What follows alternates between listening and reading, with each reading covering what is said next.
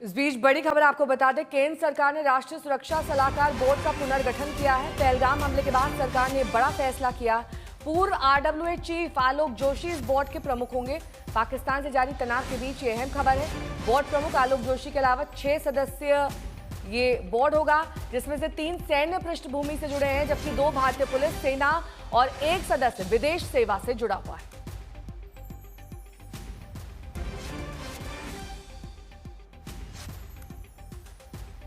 मंजीत नेगी मेरे सहयोगी जुड़ गए हैं तमाम जानकारी के साथ। मंजीत, ये जो बोर्ड का गठन किया गया है, इसके बारे में क्या जानकारी है? और दूसरा सवाल मेरा ये, जो इंटरनेशनल बॉर्डर्स पे अचानक पाकिस्तान सक्रिय हो गया है, सीज फायर का उल्लंघन कर रहा है, क्या ये जंग की आहट तो नहीं या फिर एक महज गीदड़ भपकी है पाकिस्तान की ओर से? देखिए, नेहा, जैसे जैसे पाकिस्तान को इस बात की आशंका उसके मन में गहराती जा रही है कि भारत की तरफ से अब हमले को रोका नहीं जा सकता, तो उसकी घबराहट दिख रही है। इसीलिए पिछले 5 दिनों से जब वो LOC पर फायरिंग कर रहा था, उसने इंटरनेशनल बॉर्डर यानी कि जम्मू के इलाके में भी फायरिंग शुरू कर दी। और न सिर्फ फायरिंग बल्कि उसकी जो तैयारियां दिख रही हैं आसमान से लेकर ज़मीन पर, वो लगातार हो रही हैं।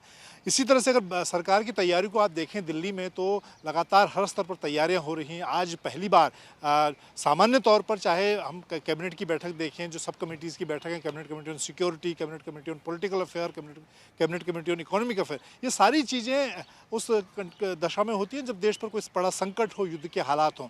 तो ये एक तरह से भारत की तैयारी दिख रही है। इसी तरह से नेशनल सिक्योरिटी एडवाइजरी बोर्ड को काफ़ी लंबे समय के बाद सरकार ने आज उसको रिवैम्प किया है। पूर्व जो रॉ और NTRO के प्रमुख हैं आलोक जोशी IPS, उनको इसका 2 साल के लिए अध्यक्ष बनाया गया है, चेयरमैन बनाया गया है। इसी तरह से सेना, वायुसेना की तरफ से southern army commander lieutenant general AK Singh हैं, उनको इसका सदस्य बनाया गया है। वायुसेना के एयर मार्शल को इसका सदस्य बनाया गया है। तो सरकार हर स्तर पर, अगर सरकार को देखें तो उसकी तैयारियां न सिर्फ बैठकों के साथ हैं, बल्कि सेना और जहां पर भी सरकार को इस तरह की ज़रूरत हो, उन तैयारियों को चाक चौबंद कर रही है। ठीक है, बहुत बहुत शुक्रिया इस तमाम जानकारी के लिए आपका।